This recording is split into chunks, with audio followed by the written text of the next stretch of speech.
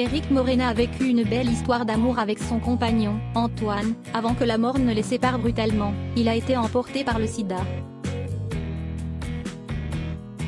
Lorsque sa séropositivité a été dévoilée, plusieurs proches leur ont tourné le dos.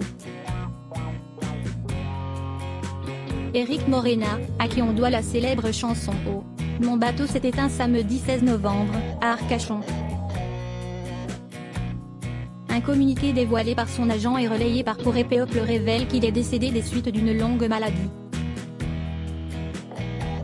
En effet, le chanteur lyrique de 68 ans se battait depuis plusieurs mois contre un cancer.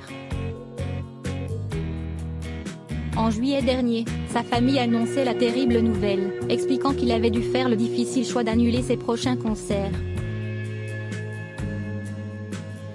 Ses obsèques se dérouleront le vendredi 22 novembre en la cathédrale Notre-Dame, à Saint-Omer, sa ville natale, puis il sera inhumé au cimetière des Bruyères.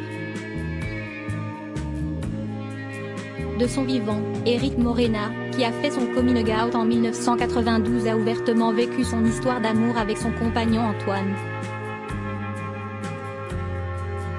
Mais lorsque la maladie de ce dernier a été dévoilée, il était séropositif, c'est seul et éloigné de tout que le couple a dû se battre.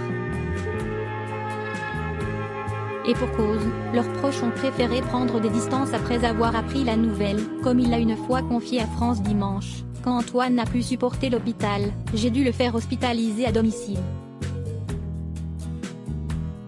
Le téléphone ne sonnait plus depuis longtemps, les mauvaises langues disaient « Il y a le sida chez Morena ».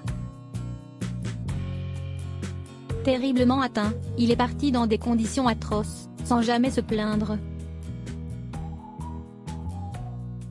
Antoine est décédé à l'âge de 37 ans par euthanasie. Un douloureux moment à vivre pour Éric Morena qui a ensuite sombré dans la dépression. Des années plus tard, en 2013, il lui a dédié une chanson qu'il a baptisée Antonio Mio.